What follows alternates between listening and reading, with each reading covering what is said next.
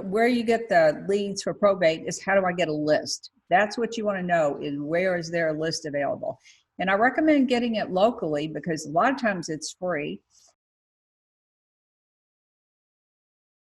This is Mitch, and welcome to the Real Estate Investor Summit podcast. I have Sharon Vornholt on the line, and we're going to be talking about how to make money through probate and finding properties and deals through probate.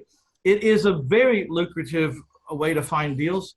I have done several probate deals in the last month or so, and they always tend to be some of the highest grossing deals that I do. There's a lot of reasons for that. How are you doing today, Sharon? I'm doing great, Mitch. How are you doing? I'm doing great. I'm anxious to learn about some probate and how to make some money in probate. It seems like you focused on this quite a lot. First of all, tell the listeners a little bit about yourself so they can all catch up. I've known you for years, so I don't really need it, but there's some people listening, maybe have not listened to you before.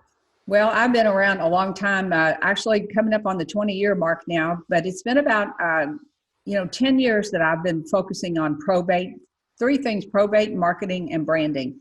But I love the niche of probates because everybody, almost everybody wants to sell the probate deal. But going back further than that, I got started in real estate. When I was a kid, my dad was a contractor, and I used to follow him around on his job sites. I was the oldest of four kids, so by default, I was the one that got to go. So fast forward, I had a home inspection company, and about 7 years into that business, I went to my first REIA meeting, and a realtor friend took me to that meeting, and I was just hooked. So I've been going to my REIA meetings now for 20 years. So over the years, I've done fix and flip, I've done wholesaling, I've done, buy and hold. And when the market crashed in 2008, that was really the first time I'd ever done a wholesale deal. I had never, if you can believe that, I've been in real estate 10 years, I'd never done a wholesale deal. But I looked around and thought, gosh, I got this house and I'm going to rehab it and it's going to sit on the market for maybe a year before we can find a retail buyer. And that's how I got into wholesaling. So in 2008 was both the best of times and the worst of times for real estate. As you know, the whole world was on sale, but the bad news is nobody could get a loan, retail buyers. So started down the path of wholesaling, and that was the time when I really learned about probates. And I was in the time when maybe somebody got 2 or 3 letters a month. People know about it today. I educate people on probates, but back in the day, hardly no one was working on probates. Yeah, it's funny how this business keeps morphing. So where do you start? So I want to get some deals from the probate arena. Where do you start? Well, the hardest part of all, and this is where most people get hung up, is how to get the leads. Now, there are over 3,300 counties in the U.S., and every one of those counties has a different procedure. A lot of them are online. In my area, they're just coming online, but they've been in the newspaper. And I thought that was so old school, but I didn't realize how lucky I was to have them in the newspaper, because there's a whole another group of people that has to go to the courthouse. So your question is, when you're trying to find out where you get the leads for probate, is how do I get a list? That's what you want to know, is where is there a list available? And I recommend getting it locally because a lot of times it's free. And the leads that you buy online are often from obituaries. So they don't have the information that you need, and it's just a terrible way to find the leads. What kind of list are we looking for? Attorneys or dead No, people? you're looking for 4 pieces of information to work in probate. You don't really need to know the name of the date of death. You need to know the name and address of the deceased and the name and address of the executor. That's all you need to know, because the executor or the personal representative, they are the decision maker. They're the person that can sell you the house. And then the deceased, for obvious reasons, you need to be able to see if they own property, and if they do, is it property that you would care to buy? So it's a process, and this is where, quite frankly, most people quit. Now, I know there are some counties in Texas where you can just go online. Some places you can find the information on the appraiser site. Here it is a little bit harder to get, but you can, once a month it's published in the newspaper and it has every piece of information that you need. What we did, maybe it's a little bit different, or maybe you do this too in addition to, because there's more than one ways to do these things, but we would get a list of the top probate attorneys in town Mm-hmm. Just take them to lunch, because if he landed a fish, he was going to do probates every month or year, a bunch of them. So we end up having like 7 probate attorneys that really keep us in that arena. Yeah, you can do that, and that that is a relationship building thing. Now, unlike with direct mail, these are off market deals, so you've got to reach the bulk of your people through direct mail. So that's a mail everybody every month thing, and that's what people need to remember. This whole cycle is going to be over in the seller's market in 12 or 15 months from the date of death when they open the probate. It doesn't really matter when the person passed away. So that's when they're saying, we're ready to move forward with the estate. So that's one side of the business where you market directly to the executors. Now on the side of the probate attorneys, you're exactly right. If you can get in with them, and that's easier said than done, because there's always a Mitch Stephen in the market who is the guy. So I tell people, take them to lunch or buy 30 minutes of their time. Don't expect probate attorneys to just welcome you with open arms and, hey, I'm Sharon, give me all your business. You're going to have to earn their trust. You're going to have to go in, maybe buy some of their time. They're busy people. Or if you can get them to go to lunch, if you're well known enough to get them to go to lunch with you, then buy them lunch. Don't expect them to do it for free. And then touch base with them regularly, not as necessarily in every month, but on a less frequent basis. But you got to keep your name out there. So we find that it took us a little while, but we'd finally convinced the probate attorneys that it was okay to refer us to their other friends in the probate business, that it wasn't competition for them. The people had already got their own cases. They just need to liquidate it. They're going to liquidate one way or the other without you or with your recommendation or not. So I finally got some of the top probate attorneys to let me use them as a reference and tell other attorneys, you can call this guy. I've been buying from him. Mm-hmm. Mostly what they're worried about is, can you really close? They don't want to deal with people that are just going to tie up the property and try to sell the contract. They want to know, can you close? And can you close when everyone finally says yes? Because the funny thing about these probate attorneys, they don't care what price the place sells for. Typically, it's none of their concern. And usually it always comes down to this one property that is holding up everybody in the will from getting their $250,000 or whatever, It's this one crappy little house down across the track somewhere. And the attorney doesn't get paid either until it's all settled out. Yep. So he's talking to all the heirs going, look, if you divide this by 10, we're arguing over, maybe he could get a little more, maybe he could get less, but there's 10 of y'all or there's 6 of y'all. When you divide it, you're arguing over a couple of $100 a piece or a couple of $1,000 a piece when you've got 100,000 each sitting over here waiting. Let's just get this over with. He's really negotiating just to close out and get paid himself as well, Right, and that's the thing. People get confused on this part. It's they think that they can't sell the house till the probate's closed, but it's the reverse. They can't close the estate until everything is liquidated, including the house. So, like you said, the attorney's not going to get paid. Most of the time, the family doesn't have any money until they get their money. So it's in the probate attorney's best interest to get it all done in the least amount of time and get their money. Well, the last house I did in probate, or probably about third to the last house, we made $97,000 in less than 3 weeks. Wow, that's a big one. It was a big one. It was one of those that stands out for the whole year. You say, well, I stumble around out here and do base hit and doubles, every now and then a triple, but every now and then comes the grand slam, and it's like, well, okay. That was one of the grand slams. I had 2 or 3 grand slams that year, and that was one of them.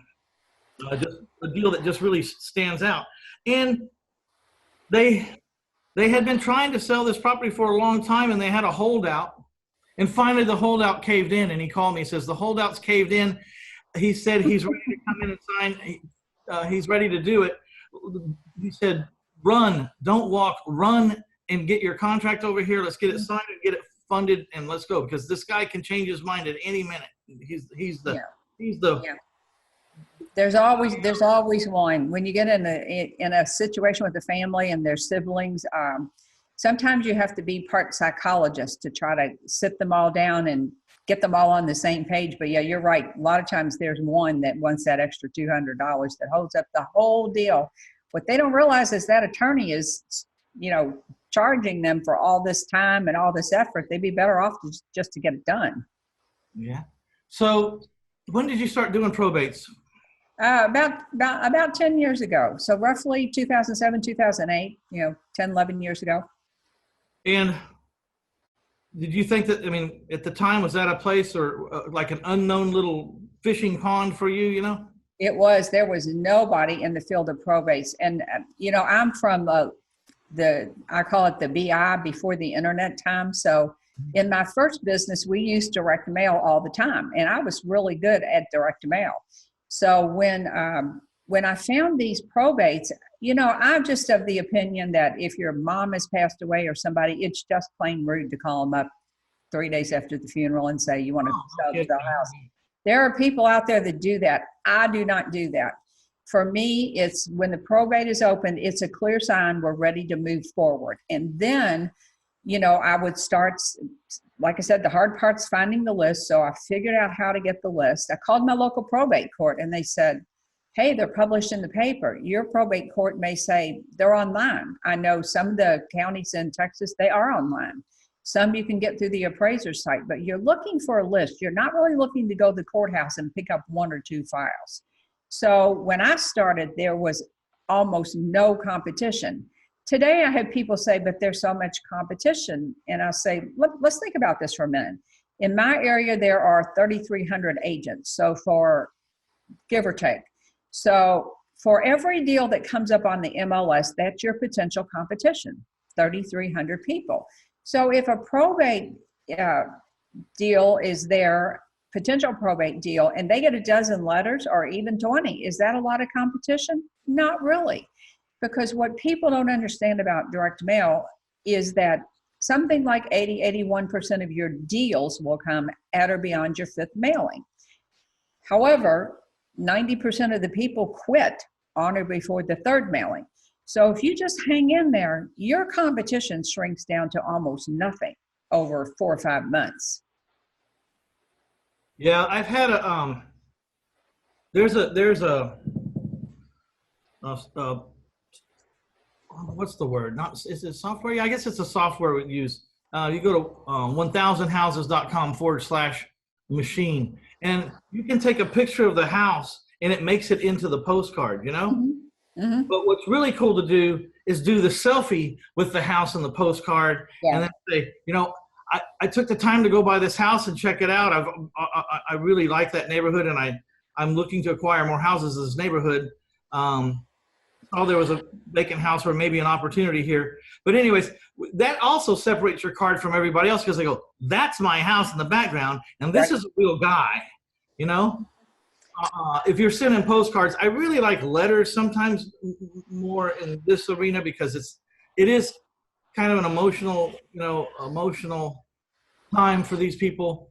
But as a quick side note too, if you do postcards or even if you do letters, make sure you have 2 phone numbers on your postcards, one to a direct person and then one that says recorded message because and that recorded message needs to capture the incoming caller's cell phone number because they're not always going to call you directly. They don't want to be confronted. It might be 12:30 at night on a Saturday. Mm-hmm. They may be, half schnockered from dancing and carrying on all night long. They're not going to call your office at 12:30 at night, but they might call that recorded message, and then they can get confronted. Do you prefer letters or postcards on probates? I prefer letters, and I like professional letters. I had someone tell me, I'm talking about white computer-generated letters that say, Dear John, or whatever, not Dear Homeowner. And the reason is because your response rate is so much better. Now, I had a student that thought it would be really catchy to put them in invitation envelopes, blue invitation envelopes. And I said, that's a terrible idea. And here's why, because they're getting sympathy cards. And these folks are going to open this up thinking it's a sympathy card. And it says, hey, I'm Mitch. I want to buy your house. I want to buy your dead mother's house. Yeah. They're going to get angry. Now, I will say this. I don't mail, and I tell people, I don't mail to surviving spouses. So in that probate process while the probate's going on. Now, what I do tell people to do is drop them into a separate list, and in about 6 months, send them a generic postcard that does not mention the probate, the estate, or the death, or anything, and say, hey, I'm looking for more houses in your area if you're ever interested in selling. So you can drop them into a sequence that has no bearing, that says nothing about the probate. But in reality, a lot of those spouses will sell the house in a year or two. So, you know, periodically you can send them a different one. Your idea, I love postcard sending apps. And I tell everybody driving for dollars, get one of those, take a picture of the house and say, hey, I'm interested in buying your house. Just like you said, you know, take a selfie or take a picture of that, you know, of the house. But it makes it much more real because they know you've been there. Yeah, and they see a real person, and they Right. say, well, that's a real guy, and he's obviously been there because that's my house in the background, you know? Yeah. This guy's different. This postcard's different than every other postcard. I mean, it's a level up. It's a level up, exactly. So there are a lot of tricks you can use to make yourself stand out. Another thing that I love, let's say you go look at a house, and I always recommended people send a thank you note. Even if you don't make a deal, you don't know if that other investor is going to actually close. So send the people a thank you note and say, hey, thanks for taking the time to show me your house. But another thing that you can up level is by using a tool like Bonjoro. So Bonjoro is a little video tool where you would just pull out your phone and say, hey, it's Mitch Stephen. Thanks so much for letting me look at your house. I really appreciate you taking your time. So you might say, why not just do that on my cell phone rather than using something like Bonjoro? Well, the reason is because if you do this on your cell phone, you have to post it on YouTube or somewhere, and then people have to click on a link, and people don't necessarily want to click on a link. But if you use something like Bonjoro, which is Bonjoro, what happens is it pops up a video player. So when these people open up their email, that video player is just there with Mitch's face on there. And they go, well, that's the guy that just looked at my house. So it's another way to level up as far as thanking people. And I tell people, it doesn't matter if you got the deal or not. If you want to be their plan B, if plan A doesn't close on the house, and you and I both know that happens a lot. So just set yourself up to be plan B in a low-key, but up-leveled manner, so to speak. Yeah, so what do you say, Bonjoro? How do you spell that? Bonjoro. It's great for sending one-off videos like thank you notes. So whoever's looking at the house can do that. And I really know for a fact that if you thank people, even if they've said no to you and their deal falls through, let's say you didn't give them the best price or they didn't choose you, then you're going to be their backup person. There's no doubt about it. Yeah, a lot of people I talk to don't understand that this stuff is a long play sometimes. It's months sometimes. And I understand that you need a deal right now, and you might mess around and find one right now, or have a couple of different avenues, probate and something that's has a chance to get something a little quicker. Right. But you've got to get your pipeline built up so that it's been 1 month for that house, but it's been 8 months for that house. It's been 8 months working on that house over there. And you just do it in the background. Sometimes I see these people playing video games all the time. Mm-hmm.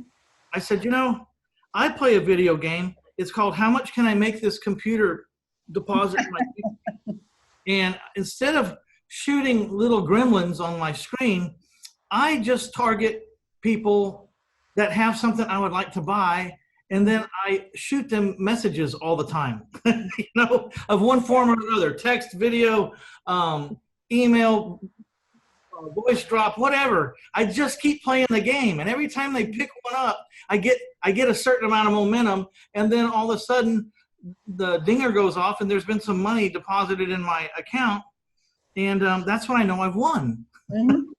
Well, Darren Hardy wrote a book called The Compound Effect. You've probably read it. It's a little small book, but he talks about just what you said. The little things that you do consistently day after day after day, and then it starts to build momentum. He calls it Big Mo. Starts to get going. So Big Mo comes into play, And then you have, if you do this correctly, then you do get down your pipeline and you then start seeing the fruits of all your work. And that's when you get steady deal flow. But it's not a one-time thing. And I would venture to say that as many as 80% of your deals come from consistent follow-up, rather than I agree 100%. So you're offering to help people with understanding and a plan to work probate. If you guys are out there and you're interested in probate and you want to hear more from Sharon about that, go to reinvestorsummit.com/go probate. And over there will be some links, and you can get a lot of information and get Sharon's contact information. Do you have anything that you're giving away, Sharon? Any little enticer for the audience out there?